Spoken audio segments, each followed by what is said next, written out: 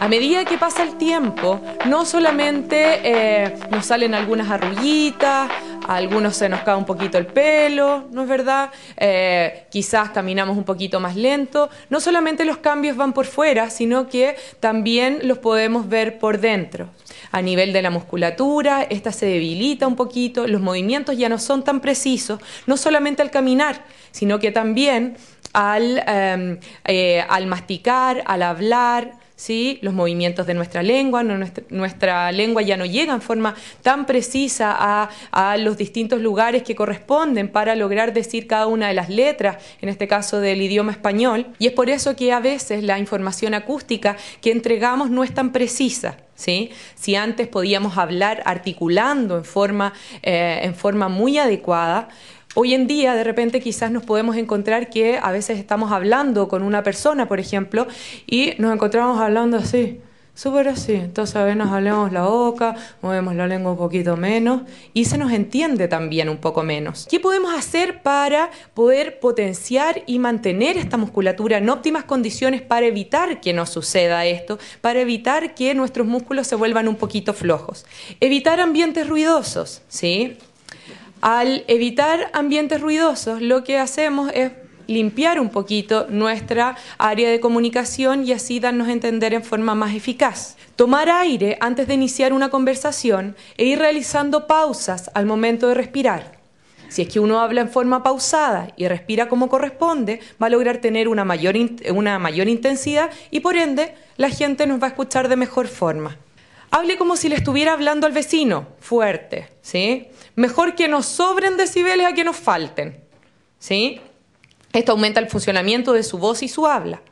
Al hablar un poco más fuerte, no solamente potenciamos la intensidad, sino que también potenciamos la articulación. Entonces no solamente trabajamos la respiración al hablar más fuerte, sino que también la articulación. Lea en voz alta diarios, carteles, libros y revistas. Hiperarticulando, exagerando la articulación. Me puedo dar cuenta, por ejemplo, que quizás al momento de decir la L no la estoy diciendo tan bien. O al decir la R no la estoy diciendo tan bien, o que quizás mi voz está un poquito más mi habla está un poquito más traposa. Entonces es más fácil de corregir. Al leer hiperarticulando también estimulamos toda la musculatura relacionada con la articulación y con la deglución, o sea, con el hablar y el tragar. Respire profundo y entone sus canciones favoritas en un volumen fuerte. Canten por la vida, que hace excelente. A veces hay palabras más difíciles que otras, ¿sí? Y pueden buscar un sinónimo en caso que les cueste mucho. Si es necesario, hable marcando las sílabas de las palabras. Por ejemplo, después de hacer alguna actividad física, que uno queda un poco cansado y que le cuesta más hablar, no sé si es que alguien va, por ejemplo, a alguna clase de gimnasia, etcétera, y resulta que entre medio o después quiere hablar con las amigas, con los amigos, y le cuesta más hablar, ahí lo que pueden hacer es empezar a segmentar un poquito más las palabras y ir tomando aire entre medio de cada sílaba. Por ejemplo, computador. ¿Sí? Si es imperativo comunicarnos en una situación así, por supuesto. Y ahora vamos a hablar cómo podemos potenciar nuestra deglución, cómo podemos potenciar el tragar. Al igual como se debilita la musculatura involucrada en el habla, la musculatura involucrada en la deglución, en el tragar, también se debilita levemente a medida que pasan los años. ¿Qué cosas entonces debemos tener muy presentes si es que tenemos problemas de deglución al tragar? Si es que bajamos de peso, si es que tenemos tos antes, durante o después de la deglución, ¿sí? Si es que, por ejemplo, tenemos tos cuando estamos almorzando, si tenemos tos después de llevarnos una cucharadita de postre a la boca, etc. Ojo con eso, con el aumento de secreciones, ¿sí? Bronquiales y o babeo. Historias de neumonía recurrentes o problemas respiratorios severos. Aumento de temperatura. Ahora, si tenemos cualquiera de estos signos, dos o más de estos signos, tenemos que tener mucho ojo y chequear efectivamente cómo estamos tragando. Si tenemos dos o más de estos signos, se sugiere visitar a un especialista para que así se evalúe en forma objetiva la deglución y se eviten problemas a futuro.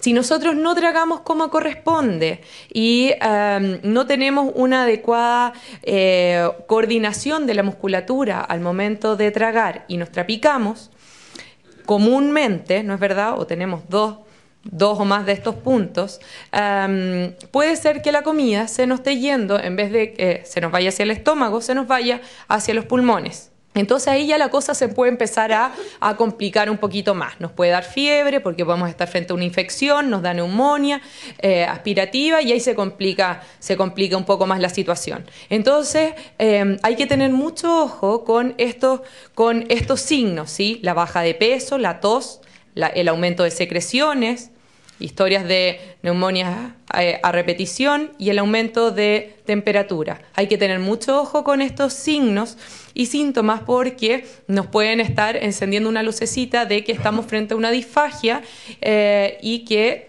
la cual debe ser tratada. Esto son en casos ya un poco más complejos, ¿sí? Pero si es que ustedes se atoran, por ejemplo, no sé, quizás una vez al día y no tienen ninguno de estos signos, quiere decir que, claro, que nuestros músculos están un poquito más débiles, pero que sin embargo los podemos potenciar, ¿sí? Que no vamos a hacer una neumonía aspirativa y que estamos teniendo un envejecimiento normal. Entonces, ¿qué podemos hacer para evitar trapicarnos cuando tenemos eventos aislados, ¿no es verdad?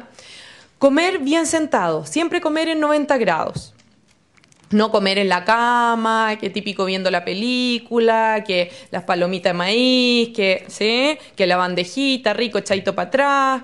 Tratar de evitar eso y si es que tenemos que comer en la cama, tratar de ponernos varios cojines atrás y sentarnos en 90 grados.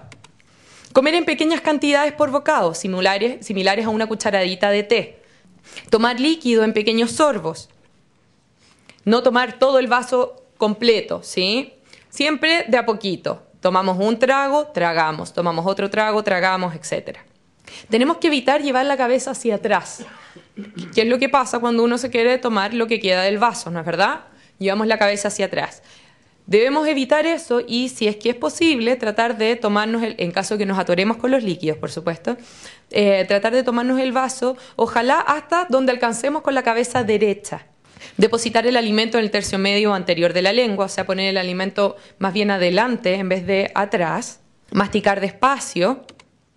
Comer 4 o 5 veces al día. Tragar pensando. Al momento de tragar, traten de concentrarse para hacerlo.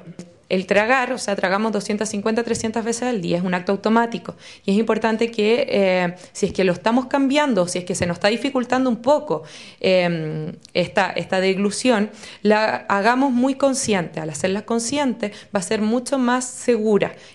Vamos a tragar de mejor forma, nos vamos a trapicar menos, pero para eso necesitamos estar más conscientes al momento de hacerlo.